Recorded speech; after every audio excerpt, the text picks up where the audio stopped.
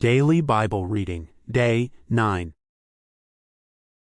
Old Testament, Genesis chapter 19, Genesis chapter 20 verses 1 to 18.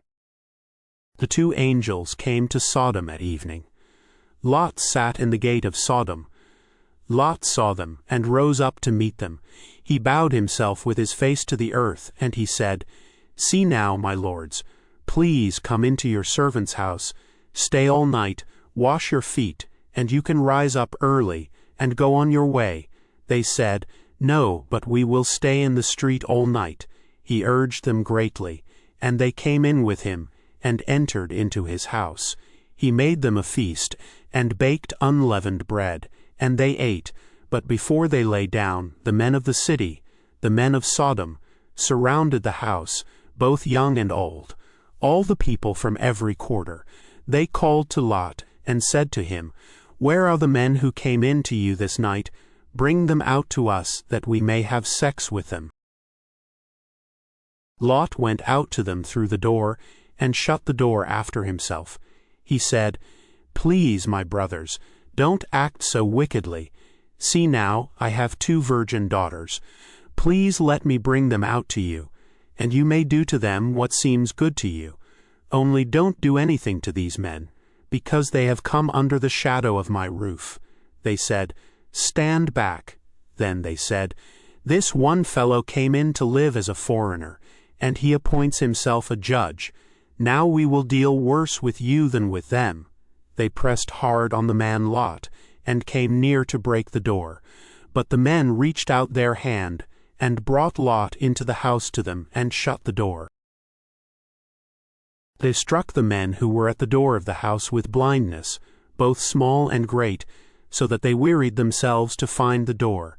The men said to Lot, "Do you have anybody else here, sons-in-law, your sons, your daughters, and whomever you have in the city? Bring them out of the place, for we will destroy this place, because the outcry against them has grown so great before the Lord, that the Lord has sent us to destroy it." Lot went out and spoke to his sons-in-law, who were pledged to marry his daughters, and said, "Get up, get out of this place, for the Lord will destroy the city." But he seemed to his sons-in-law to be joking. When the morning came, then the angels hurried Lot, saying, "Get up, take your wife and your 2 daughters who are here, lest you be consumed in the iniquity of the city." But he lingered, and the men grabbed his hand, his wife's hand, and his 2 daughters' hands, the Lord being merciful to him. And they took him out, and set him outside of the city.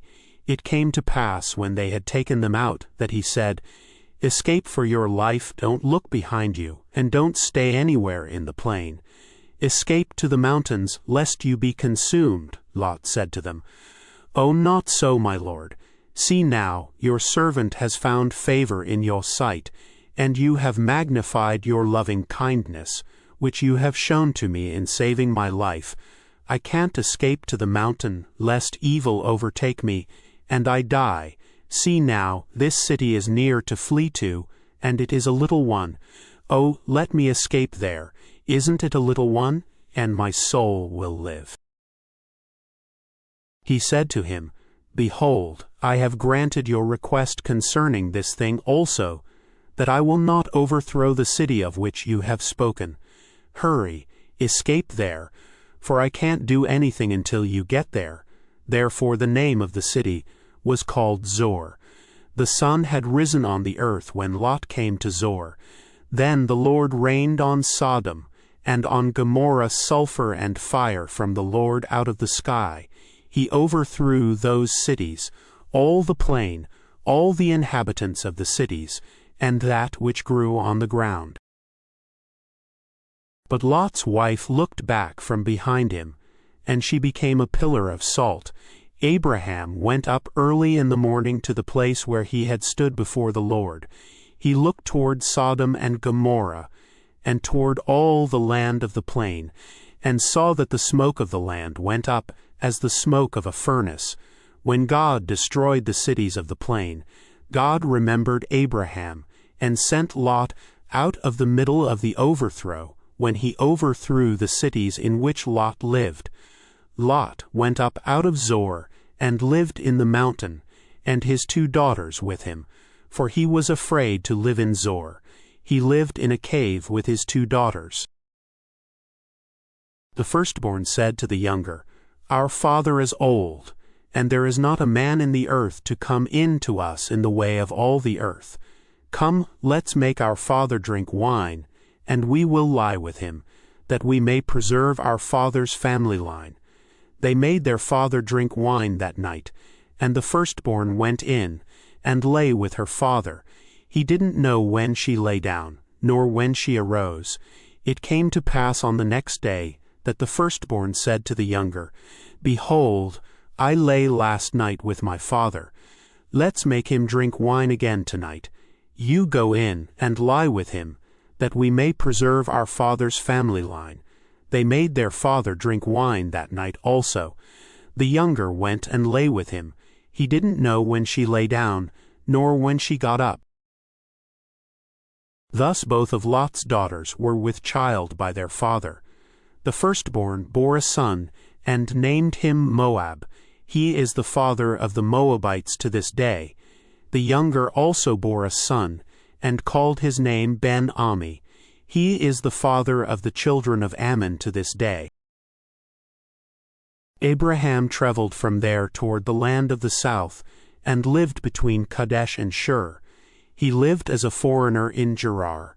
Abraham said about Sarah his wife, She is my sister. Abimelech, king of Gerar, sent and took Sarah. But God came to Abimelech in a dream of the night, and said to him, Behold, you are a dead man, because of the woman whom you have taken, for she is a man's wife. Now Abimelech had not come near her. He said, Lord, will you kill even a righteous nation? Didn't he tell me, She is my sister? She, even she herself, said, He is my brother. I have done this in the integrity of my heart, and the innocence of my hands. God said to him in the dream, Yes, I know that in the integrity of your heart you have done this, and I also withheld you from sinning against me, therefore I didn't allow you to touch her. Now therefore restore the man's wife, for he is a prophet, and he will pray for you, and you will live. If you don't restore her, know for sure that you will die, you and all who are yours.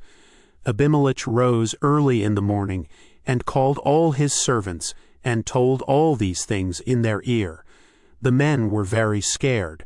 Then Abimelech called Abraham, and said to him, What have you done to us? How have I sinned against you, that you have brought on me, and on my kingdom, a great sin? You have done deeds to me that ought not to be done. Abimelech said to Abraham, What did you see, that you have done this thing? Abraham said, Because I thought, Surely the fear of God is not in this place.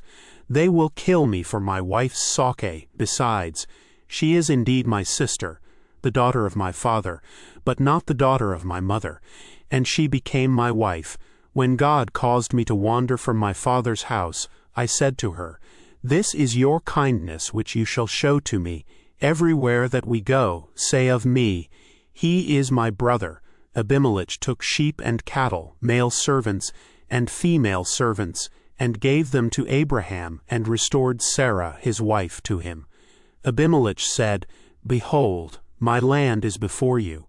Dwell where it pleases you.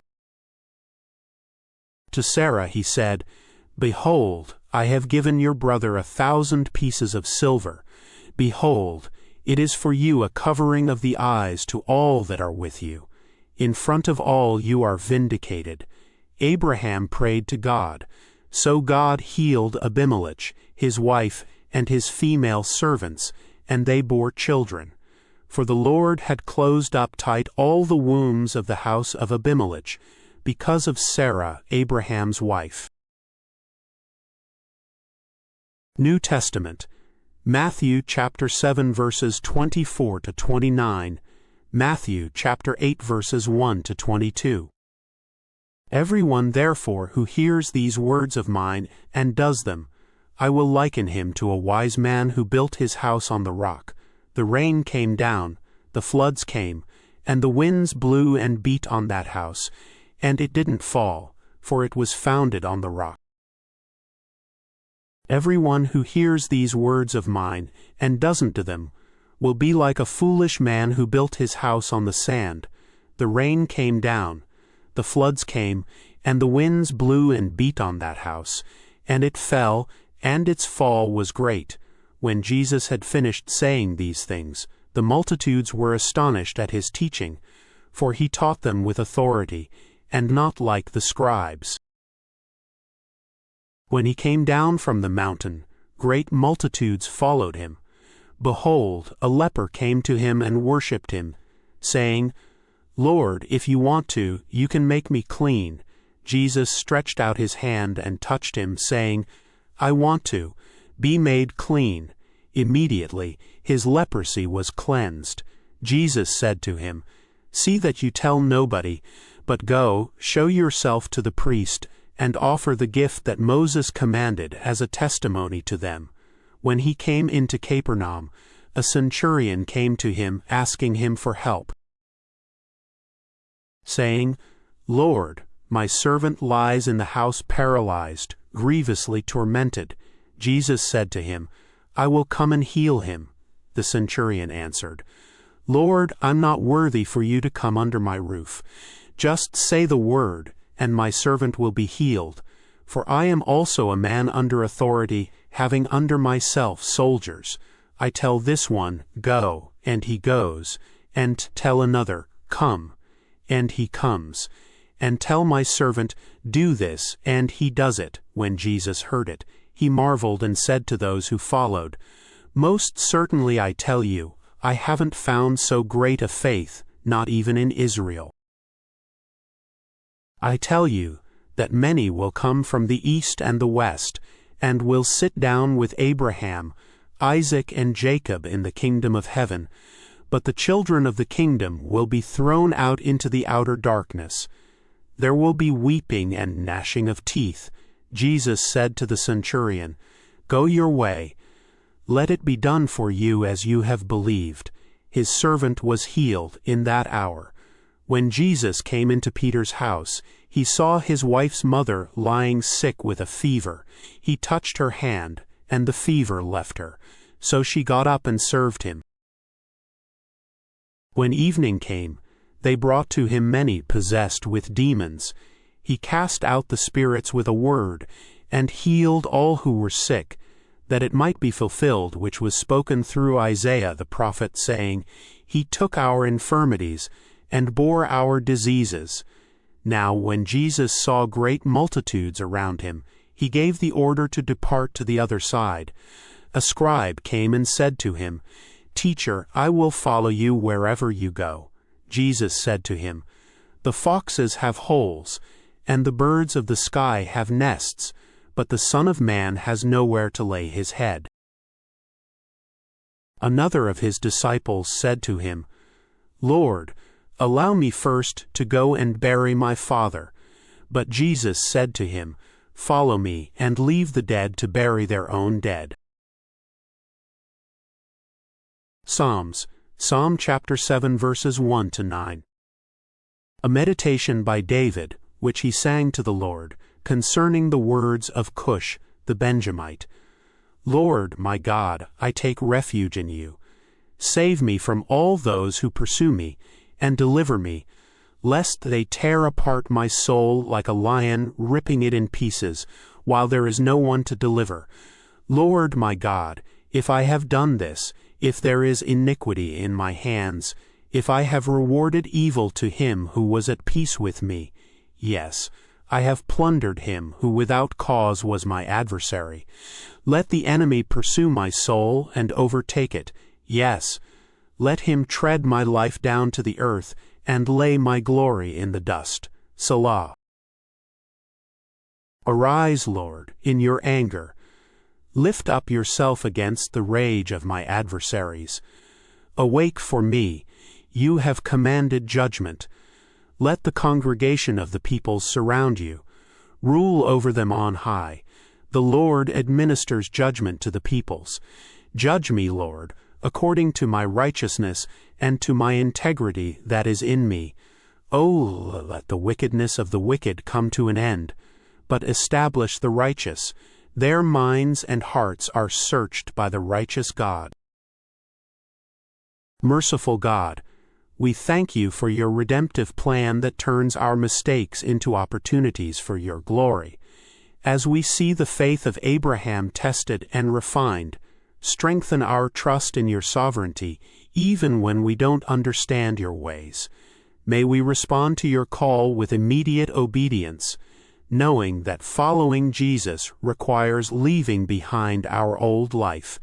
Grant us wisdom to discern truth from deception, and to build our lives on your unchanging word. With hearts lifted to the risen Lord, we say Amen.